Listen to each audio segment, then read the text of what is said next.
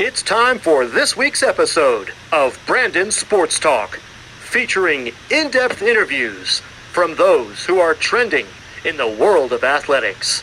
And now, here's the host of Brandon Sports Talk, Brandon Pate.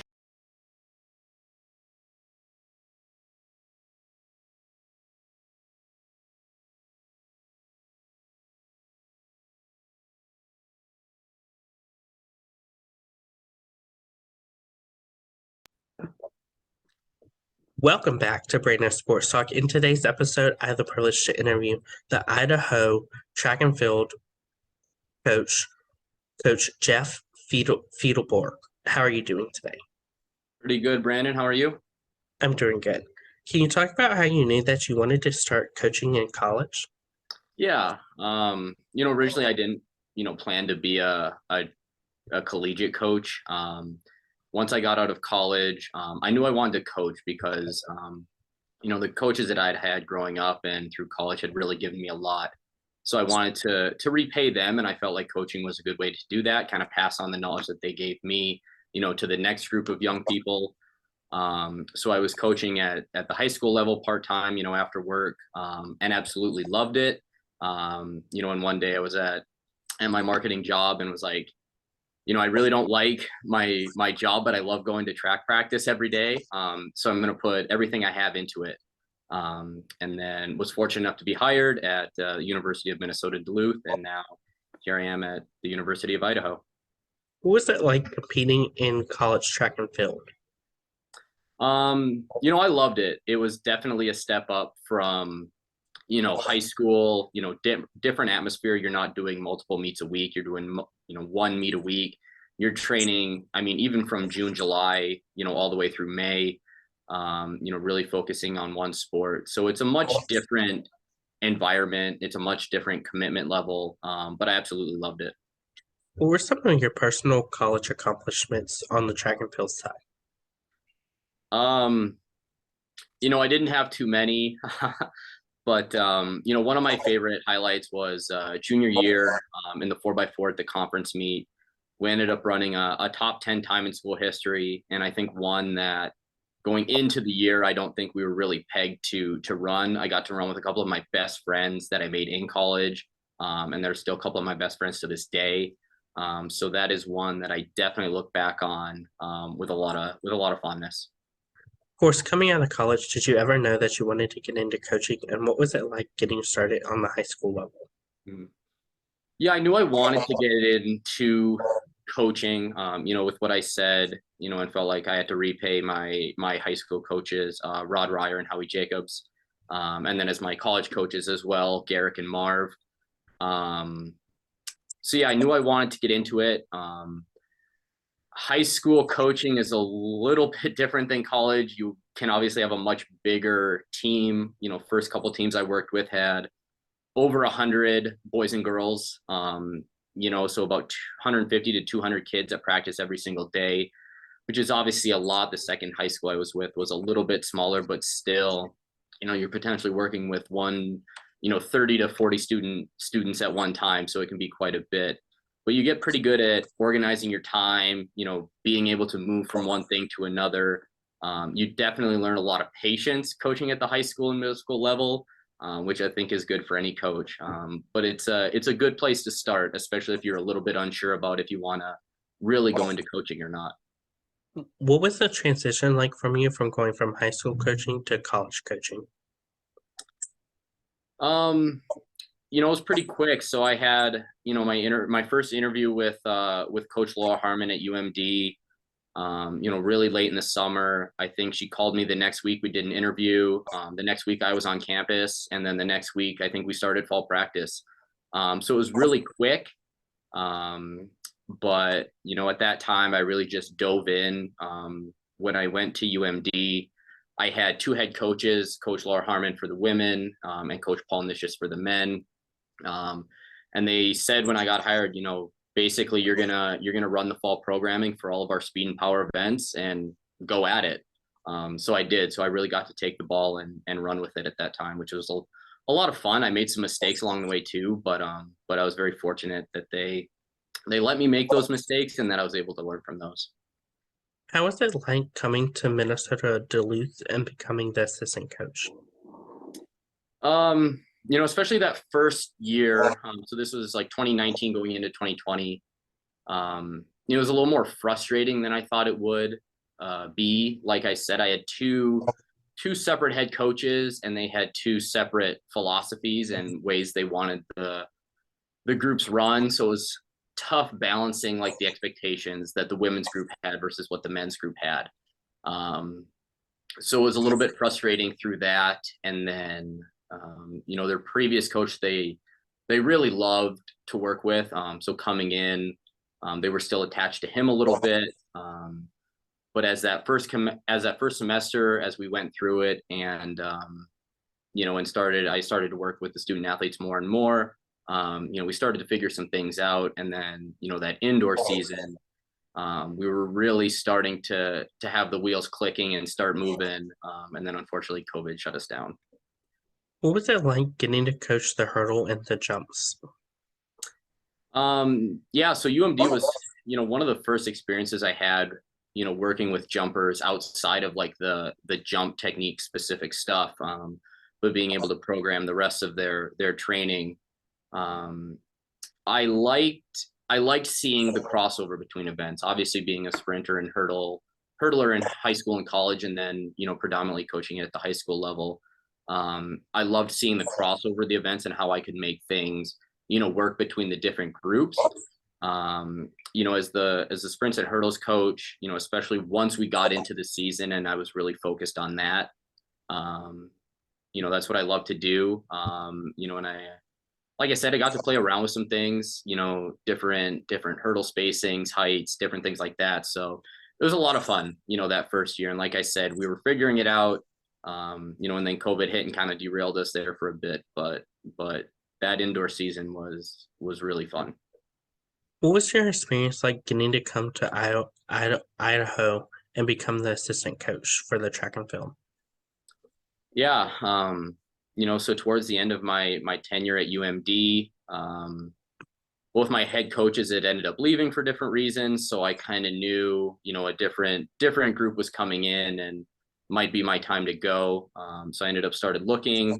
Idaho fortunately had an opening at that time. Came in, met Coach Colley, met Coach Fleck, loved Moscow, loved the area, loved the university, loved the mission statement of the program, and was fortunate enough to be hired. What was that experience like joining the staff at Idaho? Really welcoming.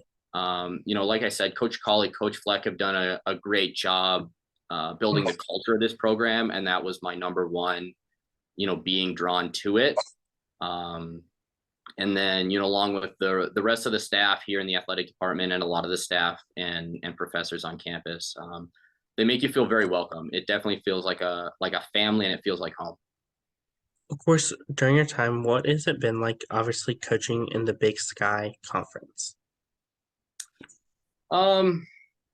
Competition is competition. Wherever you're at, you wanna try and get your student athletes ready to go at the biggest meets of the year. So heading into the Big Sky Championships, there's a lot of heavy hitters out there. There are a lot of people that are not only top of the conference but top in the nation. So I feel really fortunate that I get to cut my teeth against some of the best. How's it like obviously getting to coach the hurdlers for Idaho? It's a lot of fun. There are some very talented young men and women on this team and in this program. You look at someone like DeAndre and Jurian and Franzi and Prab, they bring a lot to the table, where for me, it's just figuring out what constructs fit them the best, or, how do I get something that we've been working on in practice to translate to the race? So each one of them is a little bit different, and that's the uniqueness of the sport. All the student athletes that you're going to work with will be a little bit different. It might need a little bit different training. And that's the fun of it for me, is really trying to figure out what do they respond to the best, and what can they bring to the starting line that's going to help them improve in their racing. Of course, as a college sprinter, what is it like getting to coach those college sprinters for Idaho? I mean, my level of college sprinting was definitely a few steps lower than the people I'm working with now. Um, they're so fast, they're so strong, they're so powerful that you would think you'd be able to really open up the training manual and try all these different things. But sometimes when you do that, it takes them a while to respond because of how like high wired they are. So sometimes we just do very simple things, and I think there'd be some people out there that would be surprised at how simple and basic I can keep some of the training and still see improvements for a lot of these kids. What does a typical track and field meet look like for Idaho? Kind of depends on the year. Indoor we're mostly at home or pretty close by, but outdoor we do travel out to like California and Arizona and things like that. So it just kind of depends on the year or the time of year, but mostly, we're going to travel the day before or maybe 2 days before, depending on what meet it is. We'll pre-meet wherever the location is at, and then get it done depending on where we are. We'll either drive back that night or fly home the next day. So it just kind of depends on where we're heading to, what time of the year it is, stuff like that. Of course, how's it like obviously competing in the fall and the spring? Um, it's a long season. We don't do a lot of competing in the fall. Typically, we just do one meet towards the end of the fall training block, which is usually one of the first weekends in December. The fall is interesting because without those competitions, it can be hard to see the progress that you're making when you're in season. You kind of see it, week after week, maybe something got better, got a little sharper, PR, season best, something like that. But in the fall, it can be hard to see that progression. It can be hard to see that improvement, which I think for some young people can be a little bit frustrating. It feels like you're working on the same things over and over. We every fourth week we do some different testing, and I do some different like time trials or different things to show them that the progress that they've made is coming to fruition. It might not necessarily be there in the fall because we're still working through some things, but they start seeing those pieces start to come together, which is really fun. Of course, who are some of the typical teams that you face in your track and field meets? We're pretty fortunate to have quite a few teams, local, obviously, Eastern Washington, Gonzaga, Boise State, Idaho State are all within, the state of Idaho. There's also Montana State, which are pretty close. We also see, quite a few from the West Coast as well, like Oregon, Washington, we'll see at a handful of meets. So we get a pretty good mix. What is that like, obviously, competing against those big teams like Oregon, Washington, and UCLA? Something I try and tell, all the student athletes is, it doesn't matter who you line up against. I expect you to race, and give it your best effort. At the end of the day, if you gave your best effort and came up short, that's a lot easier to stomach than knowing you didn't put yourself out there to really do it. So it doesn't matter if we're racing, Oregon, Washington. I don't really care who we're racing. I want them to race and go for it. Of course, as a coach, what is it like on the track meet going back and forth from the hurdles to the sprinters? It can be a little bit different with the hurdles, being such a rhythmic event, especially for any hurdlers that come out and do any open sprints. You sort of have to get their mind switched a little bit, especially for anybody, I think, doing the 100 hurdles and the 110 hurdles. The acceleration pattern is quite a bit different compared to the 100 because you have that hurdle at like 13 meters or 1372. So the rise through the acceleration is quite a bit faster. So you almost have to flip in their heads like, okay, you're not hurdling anymore. You're sprinting now. So you really have to push out. So it can be a little bit different. And you're kind of cueing some different things. But predominantly it's the same type of acceleration pattern. It's the same race pattern. You're just trying to work over hurdles and be rhythmic about your movements. Can you talk about, of course, the culture that you've helped build upon at Idaho? Mm-hmm. Yeah, I definitely want to give credit to, Coach Colley, Kathleen Colley, and then Coach Fleck for building the culture to where it is now. I got to come in at a point where it's at a really great place, and I just get to help, build that even more and help foster that, that culture that they've built. But number one for us is character, and it's right in our mission statement. So all the recruits that we bring in, we want to make sure they're high character people. That doesn't mean they don't make a mistake. That just means they take responsibility for it, and they try and make things right. And alongside with that, we obviously want them to be high performing, academic individuals. We want to make sure that our GPAs and our team GPAs and our schoolwork is as quality as our running. But between the three, excellence in character, academics, and athletics, we're looking for the total package when we're recruiting, and for anybody that's going to be a part of our program. What does the recruitment process look like for college track and field? Typically it'll start even as early, as someone's like early junior year after their sophomore year is when they can be recruitable. You start looking at, times that they've run. You try and find some contact information for them and try and get them on the phone or Zoom. And then you just start building the relationship. That's really most of what recruiting is building the relationships with those young people. Of course, when on the road, what are some of the things that you look at in those hurdlers and those sprinters? For me, it can be a couple different things. I like to see them be rhythmic. Their technique can be a little bit off. I know I can work with that and help get that better. But if the rhythm is, rough, it'll take a little bit of time to get that sorted out. I do look for, the sprinters the hurdlers to be able to sprint in open events, whether that's, the 100, the 200, the 400, sprint relays, the 4x4.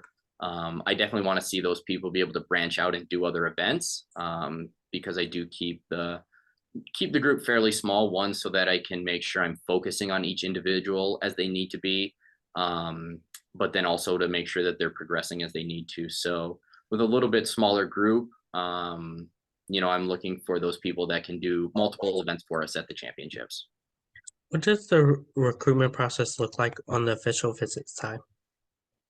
So once we bring them in, we go through, academic visits with someone in the department that they're interested in. They'll observe a practice. They'll meet with the student athletes. They'll meet with our academic advisor, and she does a phenomenal job walking them through, the steps to being an NCAA student athlete. We just try and show them everything that our team has to offer, the family atmosphere, and then everything Moscow has to offer, because I think it's a great town to be a college student in. How's that like, obviously, as a coach, getting to see those freshmen put on the jersey for the first time versus obviously as a senior putting it on for the last time?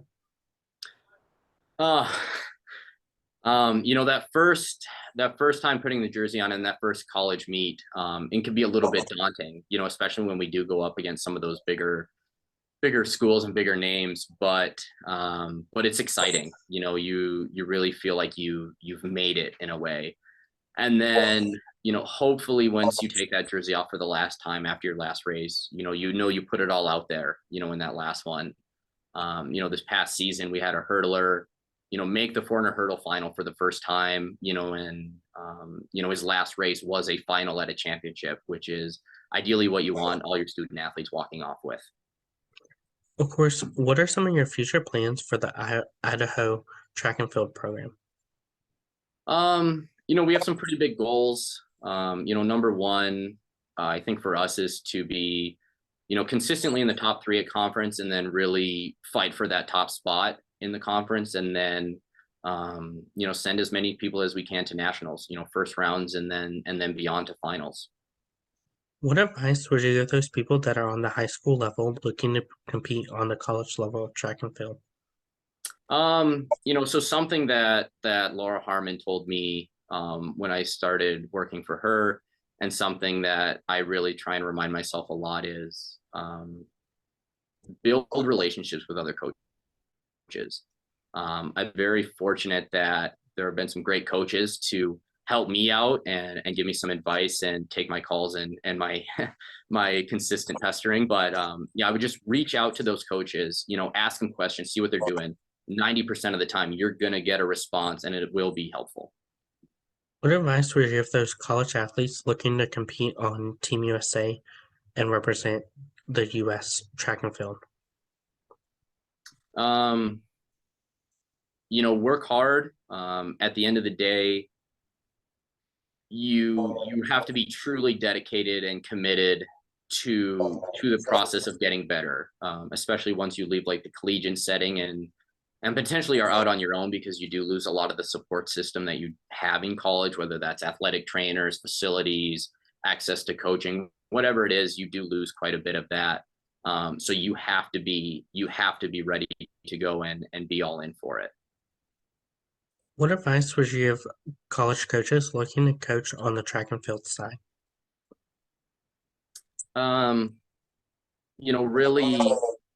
Really understand the events and the demands that they're asking for your student athletes.